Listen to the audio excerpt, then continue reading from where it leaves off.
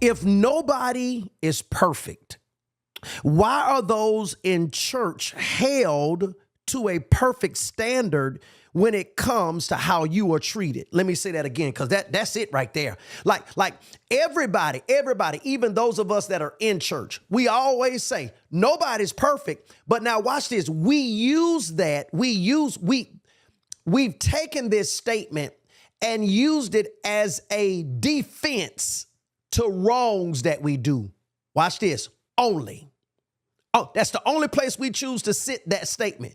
Nobody's perfect. Yeah, because you were sleeping with somebody, you shacking, I've been a shacker, so I can throw that stuff out there. I was sleeping with people, so I can throw that stuff out there. You did wrong. And so your defense, your go-to defense is nobody's perfect. Well, wait a minute. When somebody does something to you wrong in the church, why is that also not your defense? Well, nobody's perfect. No, we walk away saying, you hurt me. Well, wait a minute.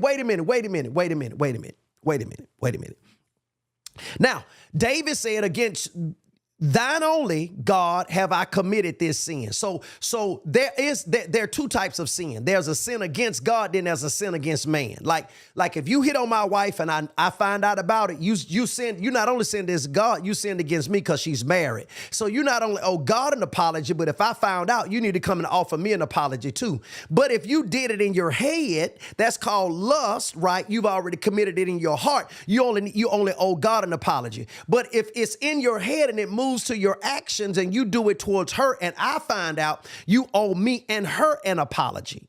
Oh, see, y'all had never heard that teaching before, but that's Bible right there. But isn't it amazing? Isn't it amazing that we will use this statement? Nobody's perfect, which means you're saying everybody make mistakes. Everybody get it wrong sometime. Everybody is going to mess up. Nobody's going to get it right all the time. We can go on and on and on. That's exactly what you're saying when you use that statement.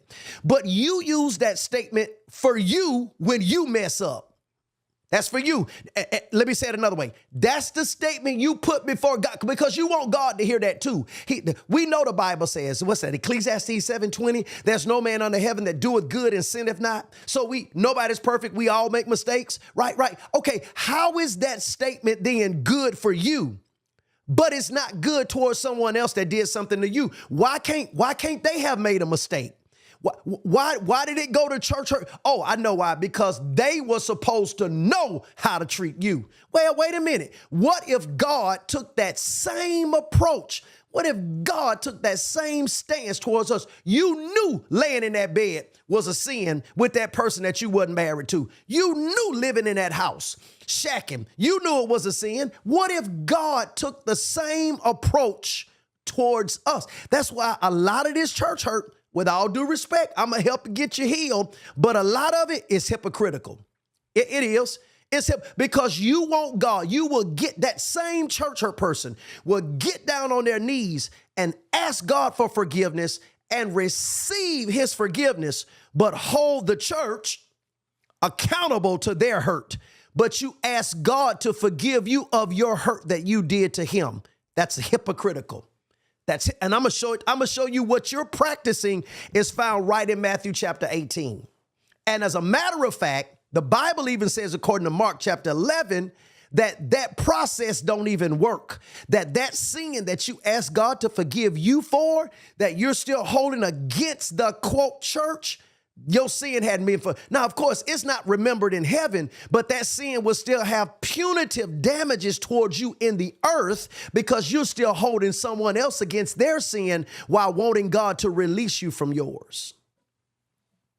Yep, a lot of this church stuff is hypocritical, and I would even go a little further to say it's demonic. Because Satan doesn't make you remember how they got your order wrong at that restaurant that you still go to, or got your drink order wrong at that club that you still. Oh my God. He won't let you remember that. He totally gets that off your mind, right?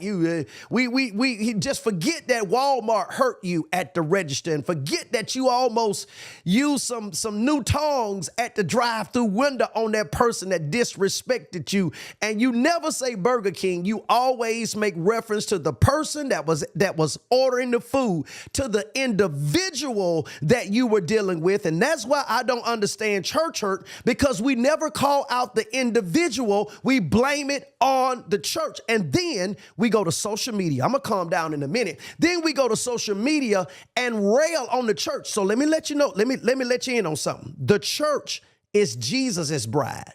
She never messes up. Those who are in her do. So you don't even understand what you're doing. You're setting yourself up to find yourself fighting against God, because you, instead of identifying the person and or persons, you blame the church, which is Jesus's bride. It's the person that did it. It's not really church hurt. You're trying to blame the place where it happened. No one, like, how can you blame Burger King? The sign didn't fall off the sign didn't fall off the building. The bricks didn't do it. The curve didn't do it, right? None of that did it. No, the person that was representing the company is the one that messed up. So why don't we say someone in the church did something to me? Why we say the church? See, because Satan wants to put that language in your mouth to turn others away from coming to the place that God put in the earth to help them in their walk with him.